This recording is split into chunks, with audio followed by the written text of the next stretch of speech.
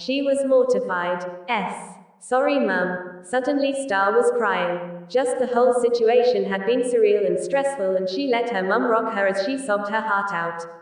Eventually she quietened down. Exhausted, her mum scritched her behind the ear as she was rocked. This was kinda nice. Star obviously wasn't going to admit this out loud, but the smell of her mother made her feel safe, and she was glad she wasn't suffering through this alone.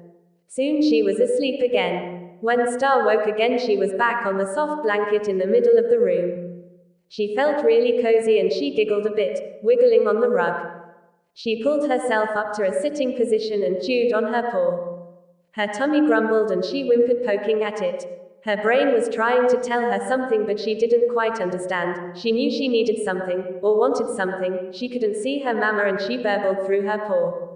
Moo-ow mama. Her head felt fuzzy, like it was full of wool, really warm tingly wool. She watched as her crotch got warm. She didn't understand, and the confusion suddenly scared her.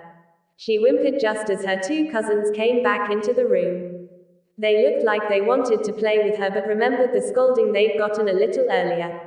Izzy yelled out, "Nana, the baby is awake again. Quote dot dot. And her diaper is soggy." Katie added helpfully. Star just sat there, not really understanding the words that were being spoken. She didn't understand what she wanted, but instead she just flopped backwards and squirmed on the blanket as her whimpering progressively got louder till the whimper tripped into a sob and suddenly she was bawling. Both Izzy and Katie pulled their ears down to stifle the noise. Liliana bowled into the room, hearing her newly regressed baby daughter crying. She easily saw the soaked diaper and her two granddaughters looking panicked by the squalling baby. She instantly went into mum mode. "Don't worry, sweeties, she's just soggy, nothing to be alarmed by. Maybe you can find a way to keep her occupied whilst I go get the supplies." The two children, given a task, were pulled out of their panic, and without thinking, Izzy and Katie knelt down by the crying baby. "We can help."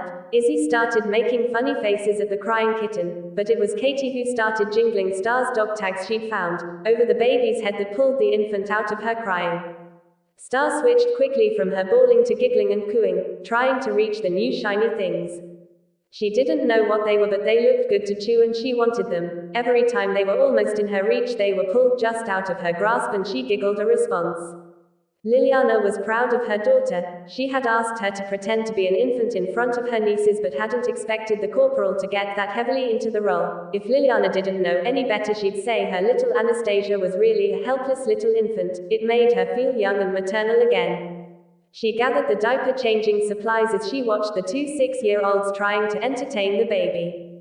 Liliana felt great getting to dress her daughter back in her baby clothes again and play mummy to a young child. Star had grown up so fast the first time round. Maybe this would be good for both of them.